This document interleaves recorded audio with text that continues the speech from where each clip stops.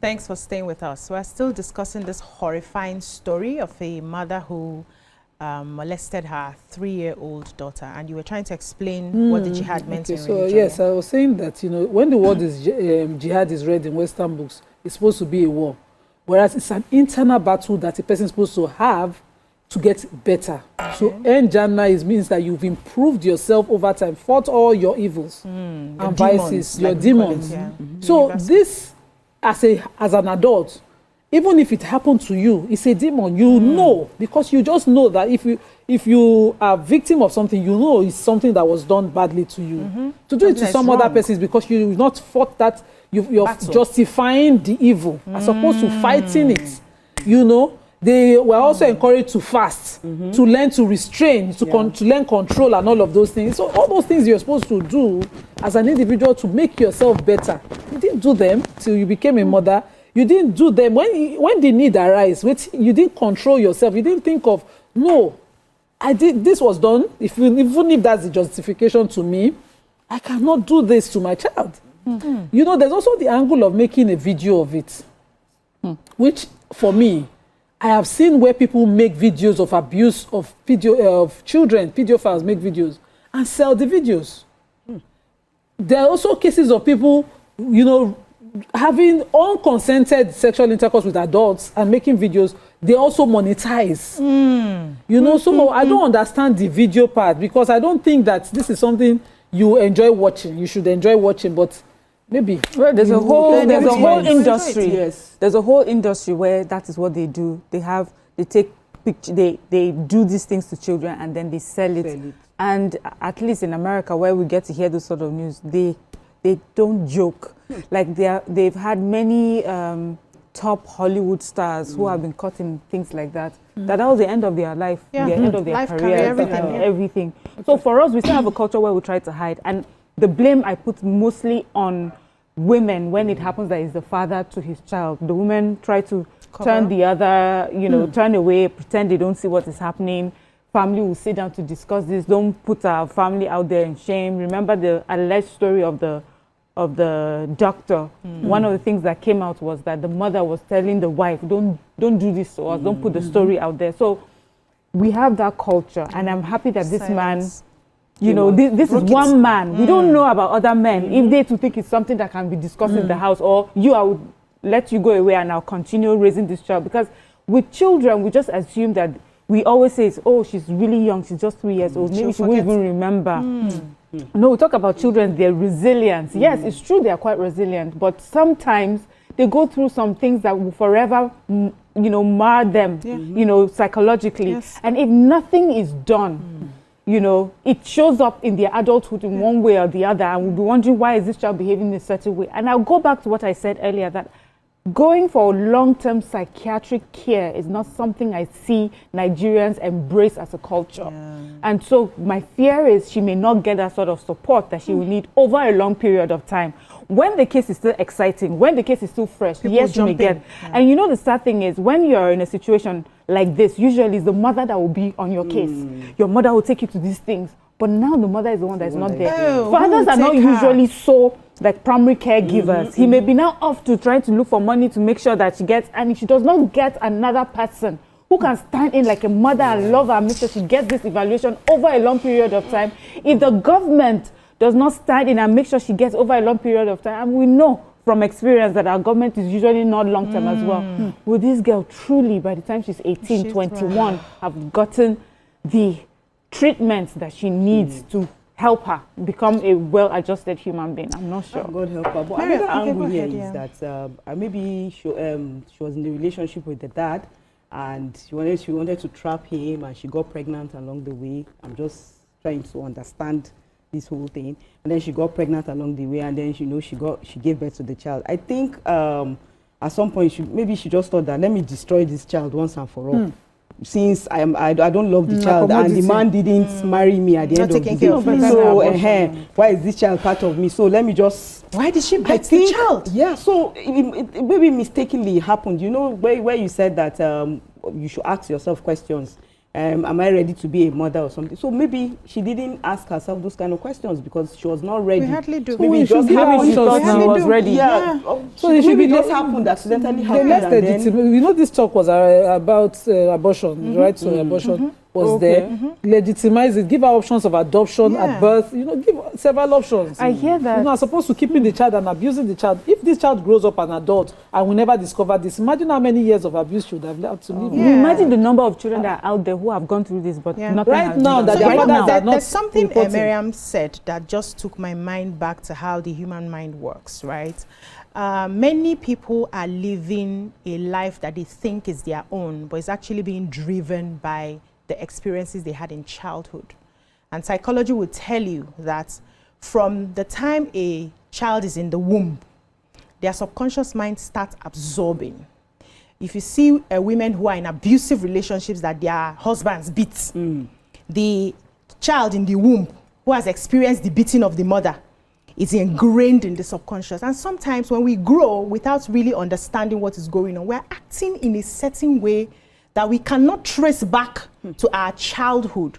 And this long-term thing she mentioned, which is we need to be deliberate about helping this child. Because we may think, okay, she's 3 years, over 5 years, 6 years, she would forget. No, it's already ingrained in her subconscious. Tomorrow, it starts manifesting when she's 16, when she's 17, when she's 18, when she's 20-something. And we are carrying those who can carry people to church to go and do exorcism, deliverance, and all of that. We don't know that something has happened that had, you know, affected her psychologically that we did not treat. Many people are in therapy today from what happened in their childhood. And I'd like us to normalize the conversation on seeking therapy and psychiatric treatment. That is not you're not seeking psychiatric treatment because you're a mad person. Because most times when we mention it, I don't want to go to, I'm a mad person. We have a sort of stigma around it. You're seeking those help because you need to heal yourself. That's one. Two, I wanted to say, how do we help people? Because I want us to just find a way to move off of this. How do we help people to heal their demons? I like what you said about that jihad stuff, where every day you are learning your shadow side, your dark side, you are fasting, you're disciplining, because everybody has one thing or the other that we cannot say in public, but you are working to heal yourself to be a better person. How do we help people who don't even know that this part of me is not, it's not good, it's evil? Many people don't know. How do we get them to that place where they can now seek help to help themselves before they start? They say when you don't heal, you bleed on the people who are you cut people that did not hurt you or something. They are pedophiles. I don't get it. You know, no, when you have conversations with these people, you'll be shocked. Don't think that they are evil. Yeah. You know, it's a selfish world. Yeah. This is my predisposition. It's just like, you know, the damage that some of these sexualities have caused in society. When it started, it's from a self-love point of view. I love myself. I'm never going to conform kind of thing. So we preach that. And so some people do not accept that their disposition can be damaging to another person, particularly partners or victims that, you know, they carry along the way. They justify it. Yeah. And so they give you reasons. You know, this was saying, how do we get people to go for therapy when they, so there are several factors to a person knowing themselves. Okay. Initially, maybe when you're under adolescence, because I believe at adolescence, a lot of awareness comes to you. Yeah, a lot of things you argue, the things you fight with. And that's why family, cousins, family are important. If you're in a home and somebody cannot call out a bad behavior, then you become something you grew up with. I shared one with you this morning. You know, you talk to your loved ones about things that you think. They say now, you notice this word, I don't mean to use a detrimental word, but madman not the shame. Now family members the shame. So if the family had done their job to call out certain things that they are seeing. For instance, I had a case, I didn't handle that case. A mom was previously, she got pregnant as a teenager, had a boy. And she left that boy for her mother, left. And then she got married, had 2 girls. Then mother who was with the boy was with passed. And so she had to take the boy in. And the moment the boy came in, they called her from the crèche where the 2 little girls were always scared that they were being violated. So where we heard the matter, thought it was the first time it had happened. But she knew when he was with his grandmother that he had done the same to some neighbors' children. And she kept quiet. And it was supposed to be managed within. So how do you deal with a child that but even at the time of the case when I was hearing it, he was still a child. He was under 18. Okay. And so such a thing that you have called out and forced the child to therapy and forced him to be a better person would have been handling the situation as opposed to forcing him on your new husband who is now calling out the abuse of his own daughters and telling him he's not being supportive of you. You're trying to, you hid the truth. She went to her clerics and brought the clerics to come and help save her marriage to talk to him. And some things like that. It is within the home. For instance, the girls now who have been exposed, are you doing the needful? Are you saying, or you are saving money? Are saying, now food with the worry for first, we don't get money for therapy. As opposed to solving the problem within. If you have a child who ordinarily would never respect people, and you're now saying he has a right in the clinical world now, your child is not parenting you, as opposed to correcting that child, making that child better, so it starts from there. That example is not even in the same category as what we're talking about. No, we're talking about helping people discover a problem, not even this category of things. The reason I say that is, BC has said some people are not even aware that they are For me, I feel that there's some things that are just in us. The way that God has created us, there are some things that we do, we cannot explain it away. We know it's wrong. And pedophilia is wrong. There's no human being that thinks it, feels it, and does it, that thinks a part of him is quite justified. There's nothing right about that. So I think people know it. What I would say is that maybe for those who may think that they're thinking about it, what should they do before it becomes a physical manifestation of their thoughts? Is that it's wrong. So if you think you have that sort of thing, go and look for help immediately. Don't get married. Don't be around children. Don't work anywhere where there will be children. Just know that this is something that you're dealing with and you need to work on it. It is serious. It has damaging effects on your victim and the person and the people that your victims may become affiliated with, in the future. So honestly, just be aware of what your thoughts and work on your thoughts and then find help. Yeah, but that knowing is one step to awareness. Many people know that this is wrong and right. But many people, when you go deep, you find out that they do not know the impact of what they are doing to other people. So they know it's wrong. What I'm doing is wrong. But they do not know the extent of the impact of what they are doing to other people. And that's where that awareness comes into play. And that's where you now start helping the person to understand, did you think through this? Did you understand that in the nearest future, this child is damaged? Did you think through? Many people know it's bad. They don't know the extent of the badness, So that's why we have to help them to heal themselves. Because many times you have conversations and I don't say na lie, so it go be na lie. We know those that are lying. We know those that are lying. Let me many impacts. No, they know. People live creepy lives. Creepy. Some people know. How do you touch a child? I say you know the extent of the damage. What extent do you need to know? You can become more strategic in covering it up. That the child could be abused for a full lifetime. Because you know. Why do you need to cover it up? Where they mad for that side, where they legitimize every sexuality, then they walk out for streets with their puppy where they sleep with. Okay, so they know the extent. Yes, but when those kind of conversations come here, you think they know the extent? The damage that's done to their society defines what you have to hide. What I'm saying they is define the standard. I get you. I'm just trying to. I'm coming somewhere. You know that society has defined this kind of relationship should not be. Now, why you go creepy with them now? You hide Why don't you say, okay, my own disposition is to be this way. I will do better by healing whatever is making me this way. As an example just came to me. Let me take this call. Before they hide and hide. Boniface, we'll go on the short break. When we come back, we'll tie this up. Because something just came to me to buttress this point. Boniface, are you there? Welcome back. Just when I thought we were wrapping up this topic. Okay, so where you were saying that, how do you help the person know? You understand? I just realized that in this part of the world, we even as much as we try to help, we are not patient enough to follow through. Yes, to help the person understand that, look, you have this issue. We need help in this kind of issue and everything, and you understand. And again, okay, so I have an issue. The cost of going to meet someone to talk to me. Maybe I want to hire a therapist to talk to me. a lot of people don't even have money to eat yet. Before they start saying, okay, let me even go and give one therapist to even talk to me about this thing. So most of the time, if only we can all come together as, you know, like, there was one issue that happened that I know. The guy was always going to go and meet all the house helps. It's a community, a small community. He goes to meet the house helps, you know, and start asking for, you know, trying to the boy is just in secondary school, like SS2, SS1, SS2. You understand? You go and meet the house helps in that area and everything. Instead of the mothers in that area, because when it happened, we were like, the mother didn't do well. We are quick to blame. The mother didn't bring him up properly, this, that. Instead of us to come together, this is a problem, because that's not the only child she has. She has other kids, and the other kids are doing very well. You can tell that this particular child, there's an issue with that child. Okay. So now, that community coming together, especially mothers, when you notice that a child is like this, you know, it takes a lot for communities to bring up a child.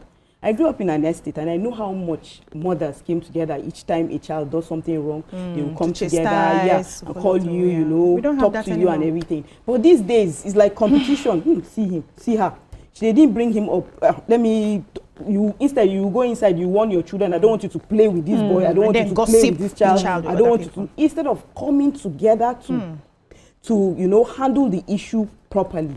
Okay. It will really help, and it will go a long way. Okay, yeah. So to buttress the facts of explaining the level of knowing, right? I agree that many people know right and wrong. Many people know that what they are doing is evil, and that's why they're hiding it.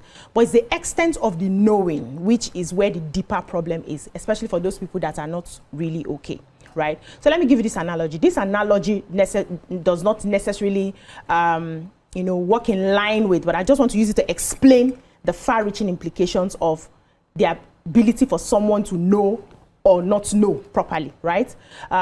Take, for instance, maybe a governor or a local government chairman embezzles money for hospitals, good schools, and roads, right? He eats the money, he's flying all over the country, and his people are impoverished. They don't have good roads. Every day they are having accidents on the road. When they go to the clinic, there's no medical officials to attend to them. The hospitals are not, you know. And then his sons come back, and on heading to his house, one of the roads that he refused to do, they have an accident and they die. And then he sits back to ask himself, if I had known why, and they tell him the cause of the death is the road. And then maybe the child wouldn't have even died if they had gone to the hospital, and maybe there was oxygen, there were the necessary things that are needed. Yeah, he chopped their money. He ate the money. They went to the hospital, you know, emergency. There was no time to fly anybody abroad. Emergency catches you in the hospital, and those people don't have equipment to attend to the child, and the child dies. Sitting in hindsight, do you think he knew the far-reaching implications of embezzling that money? Because I've seen people who have had issues with their parents growing up, right? You know, when we talk about these trauma things and all of that, and when they finally started having conversations with their parents, many times we find out that the parents do not know the far-reaching implications of what they were doing. Not with this case where it is. Good. No, can I? That's why I told you that it's not close. But can you help me? Help me? No, I don't know if I'm helping you, but but you know, I got you from the beginning, and if you remember what I said there are some things that are different, which is things like this. There are some things that are just intrinsic. We know from deep within us. That's how God has created us. We know that when we murder somebody that we're doing something wrong. We don't need someone to tell us. Even in our Bible, when Cain murdered his brother, he knew without being told. You know, so I'm saying pedophilia is one of those intrinsic awareness that you know what you're doing is wrong. Okay. So I'm saying with those particular sort of behaviors, you don't need to know the far-reaching. The fact that you are doing it to the next human being, you're destroying another human being is enough. If you take another human being's life, you don't need to know how it affects the mother and the mother down the line. You don't need to know. You just know that you have ended someone's life. That's enough.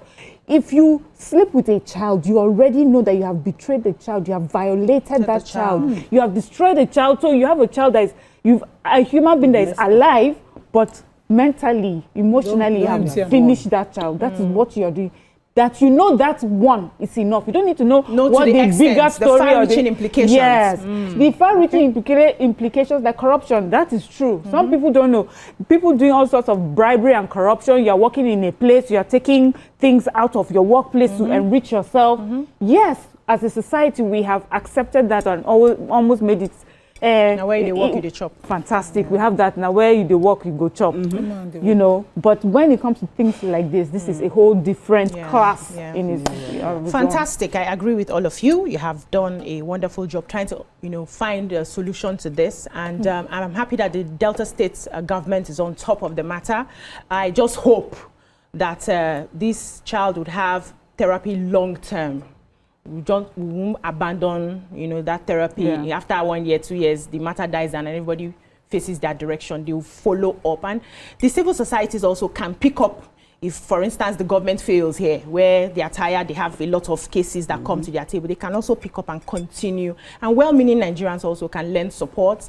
Therapists who can, offer their services free. This is what humanity is all about. Just see how we can help this little child. Thank you so much. That's all we can take on this particular topic. When we come back, move on to another topic. Stay with us.